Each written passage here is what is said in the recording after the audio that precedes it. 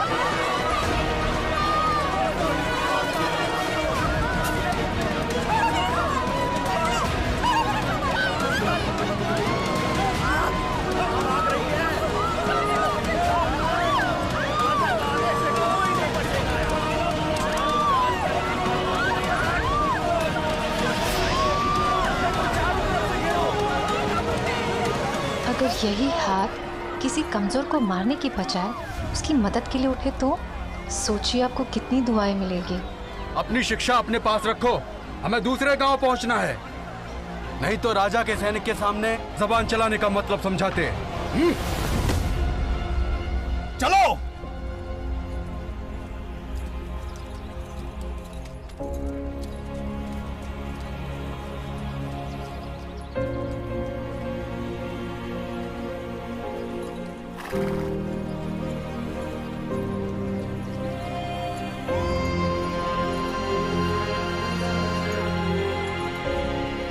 तुम ठीक हो?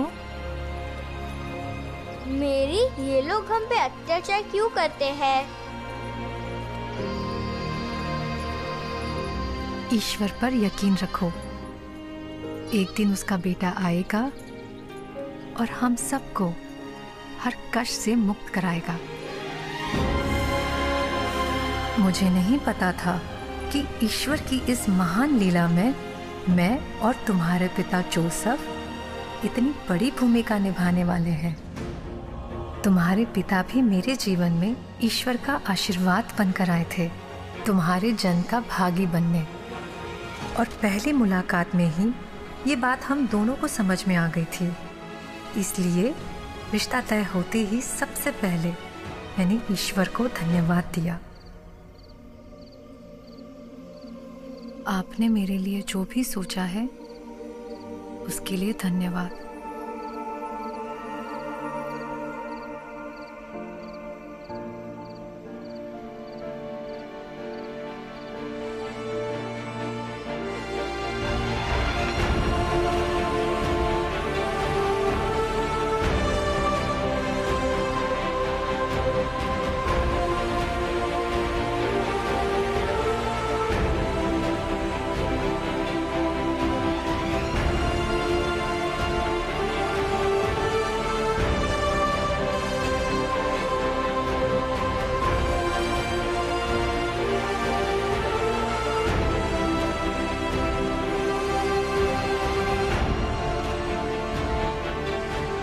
आज तक सुना था कि देवदूत होते हैं। जब संदेश ईश्वर का हो तो हमें उनका दूत बनकर आना ही पड़ता है।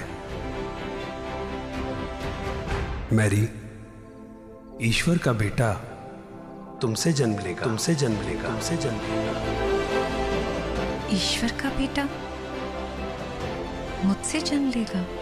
ये तभी मुमकिन है जब तुम इस जिम्मेदारी को स्वीकार करो। जिम्मेदारी? मैरी, दुनिया जिस मसीहा की राह देख रही है वो तुम्हारी राह देख रहा है।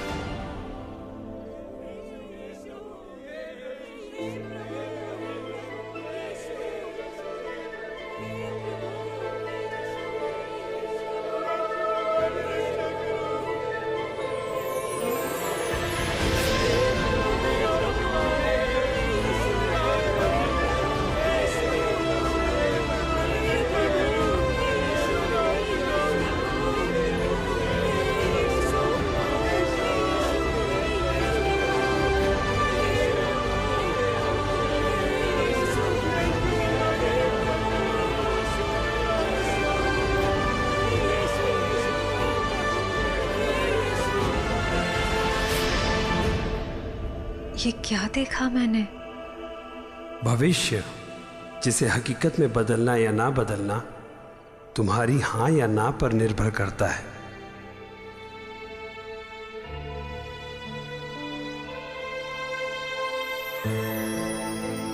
मेरे जीवन भर के पुण्यों का प्रसाद है ये। मुझे तो अपने भाग्य पर यकीन ही नहीं हो रहा। लेकिन ईश्वर की दी हुई जिम्मेदारी को निभाने में कई मुश्किलें आती हैं। ये तुम्हारे लिए आसान नहीं होगा मैरी। अगर मेरी मुश्किलों से लोगों के लिए ईश्वर तक पहुंचने का रास्ता आसान होगा, और अगर ईश्वर को मुझ पर यकीन ही नहीं होता कि मैं उनके बेटे को हर मुश्किल से बचा लूंगी, तो इतनी बड़ी जिम्मेदारी वो मुझे कभी नहीं देते।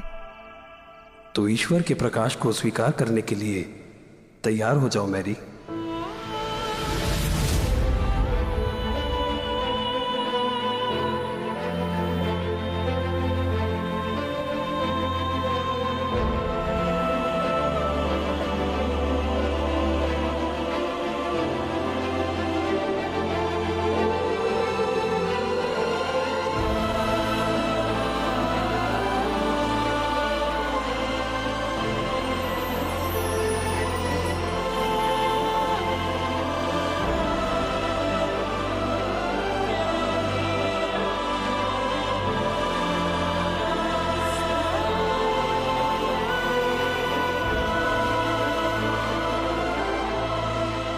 ईश्वर के प्रकाश के रूप में तुम मेरे गर्भ में आ चुके थे। मेरी नस नस में तुम्हारा सुख बहने लगा था। मेरी ममता तुम्हारे स्पर्श को तरसने लगी थी। एक ऐसी खुशी महसूस कर रही थी जिसका मुझे अनुमान ही नहीं था। मैं तो तुम्हें ईश्वर के आशीर्वाद के रूप में पाकर धन्य थी, लेकिन गांव वालों की नज़र में मैं गुनहगार थी और तुम मेरे गुनाह का सबूत।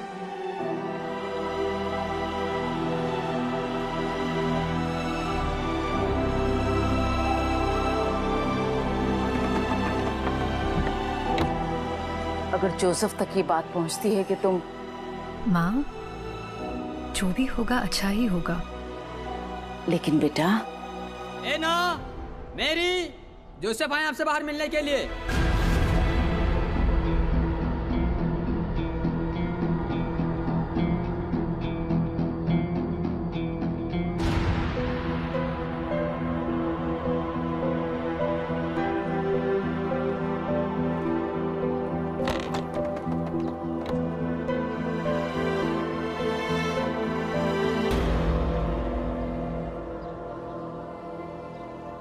मैंने जो सुना है क्या वो सच है?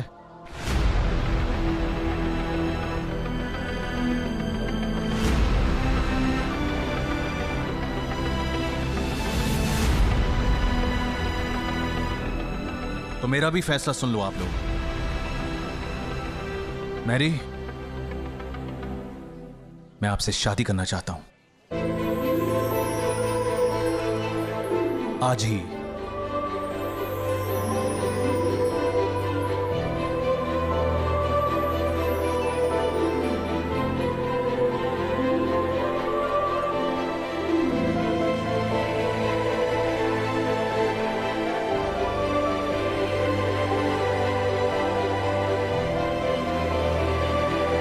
वो देवदूत मेरे पास भी आए थे। अब इस शादी में और देर नहीं होनी चाहिए ताकि ईश्वर के इस अंश पर कोई सवाल ना उठे।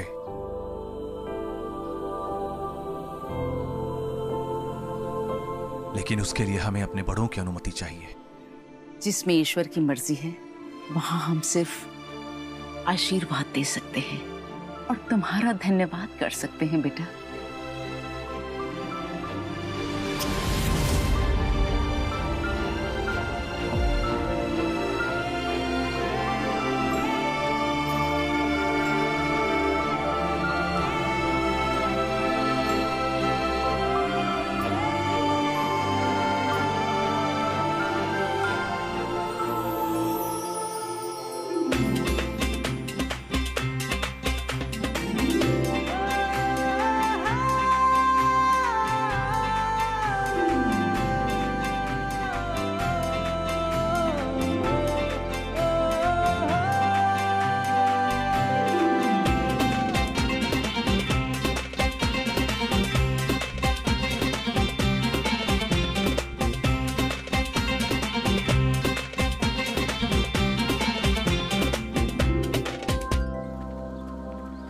आइए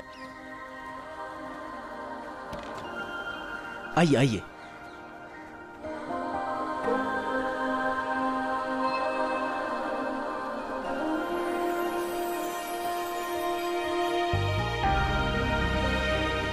आपका स्वागत है भाभी। यही हमारा घर है मैरी, यही हमारा संसार है। तुम, मैं, मेरा भाई और भाभी। मारिया। आज से मेरा ये परिवार तुम्हारा भी परिवार है। इतने प्यारे परिवार का हिस्सा बनाकर इतनी खुशियां देने के लिए मैं आभार तो ठीक है, लेकिन मैं तुम्हें इतना बता दूं कि रिश्ते में तुम भले मुझसे बड़ी हो, लेकिन उम्र और तजुर्बे दोनों में मैं तुमसे बड़ी। नहीं नहीं, इसकी आदत है मजाक करने की। आप लोग जाइए ना, जाके आराम कीजिए, थक गए होंगे। चलो।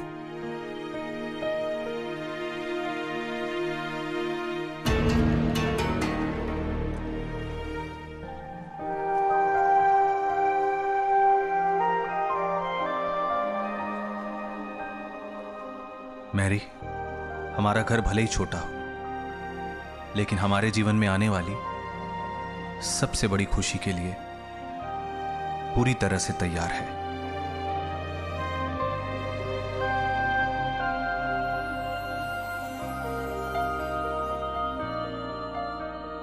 ईश्वर के बेटे की राह सारी दुनिया देख रही थी ताकि वो सबको अंधेरे से उजाले की ओर ले जा सके, लेकिन वहीं राजा हेरोड दुनिया को ईश्वर के नूर से दूर रखना चाहता था।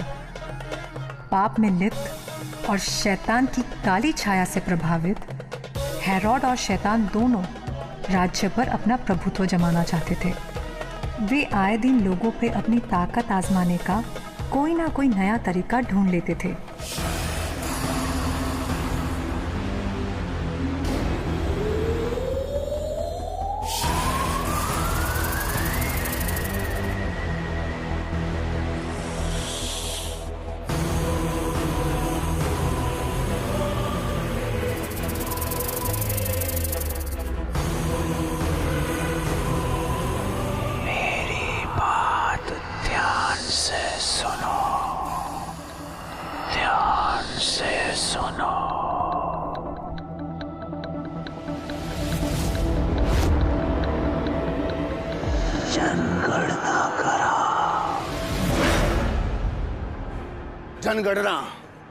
जनगणना कराओ, जनगणना।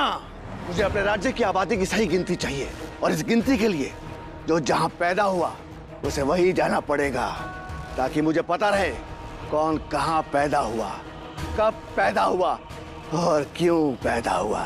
जाओ। जी सम्राट। मुझे सब पता करना है, मुझे सब पता करना है, सब पता करना है। राजा हेरोड के आदेश के अनुसार हमें वहां जाना पड़ा जहां तुम्हारे पिता का जन्म हुआ था।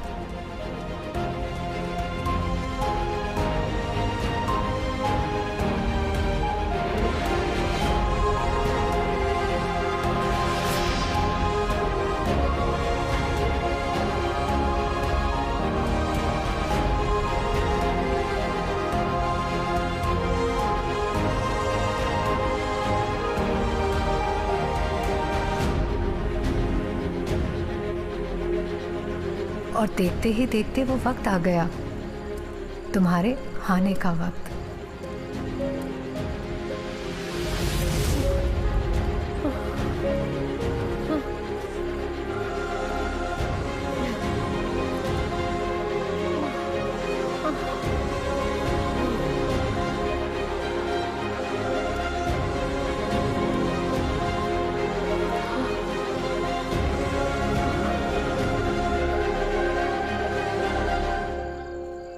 आज की रात बिताने के लिए कोई जगह मिलेगी? जनगणना की वजह से सारी सराहें भरी हुई हैं भाई।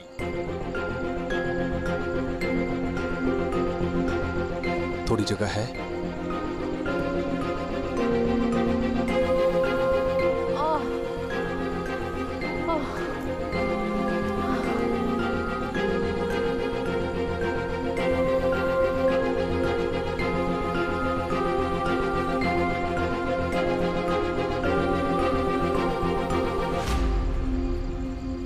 किसी भी सराय में जगह नहीं है। क्या करें? ईश्वर का पुत्र पैदा होने वाला है और हम उसे छत भी नहीं दिला पा रहे। पूरा संसार ही जिसका घर है, हो सकता है ना वो अपनी मर्जी से जगह चुन रहा हो।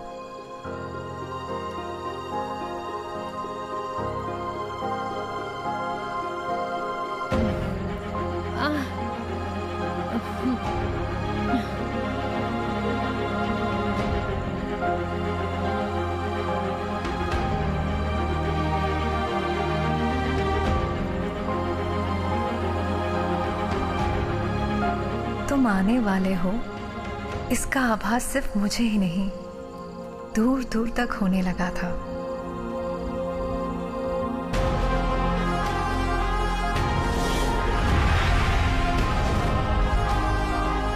वो आने वाला है, मैं उसे देखना चाहता हूं। वो आ रहा है वो।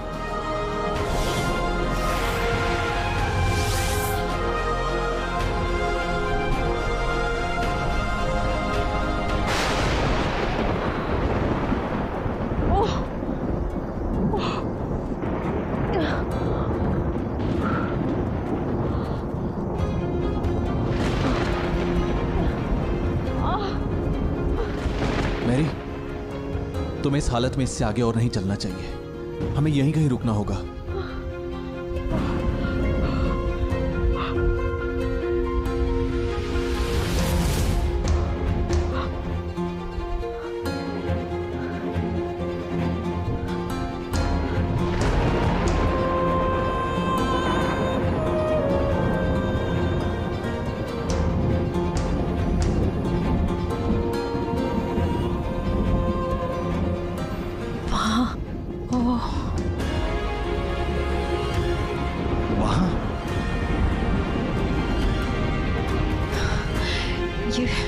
ये मेरी नहीं, इसकी इच्छा है। चलते हैं, चलो।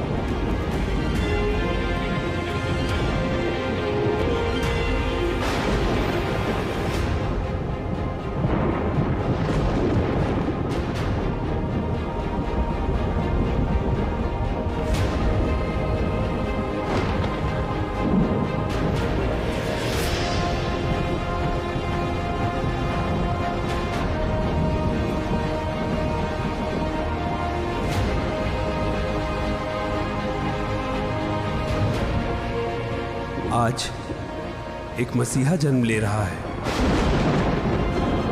गौशाला की चलनी में कपड़े में लिपटे हुए ईश्वर के इस अंश का पहला दीदार करो।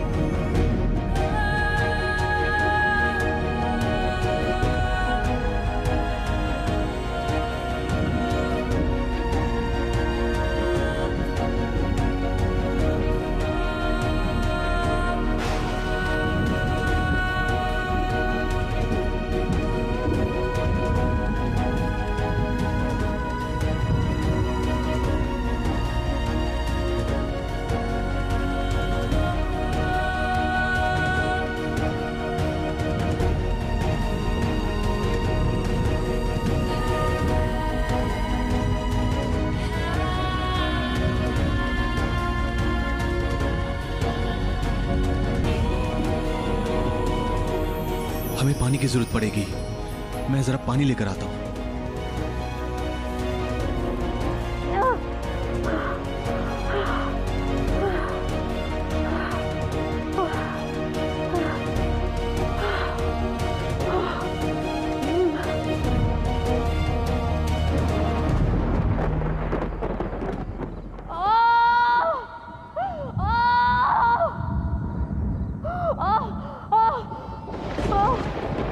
Oh!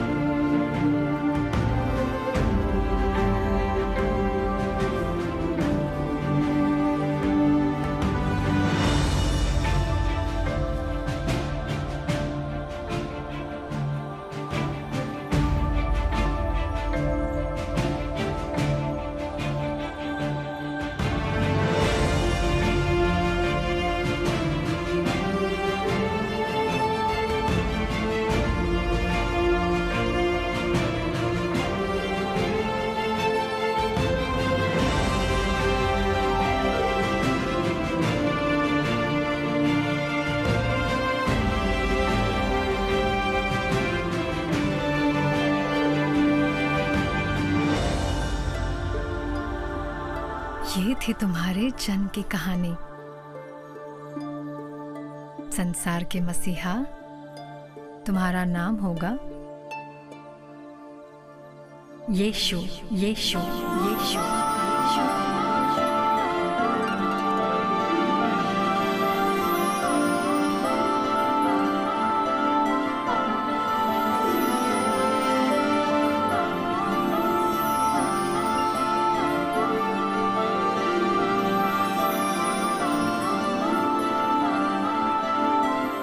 यीशु। संसार को संभालना, पर अपनी माँ को मत भूलना।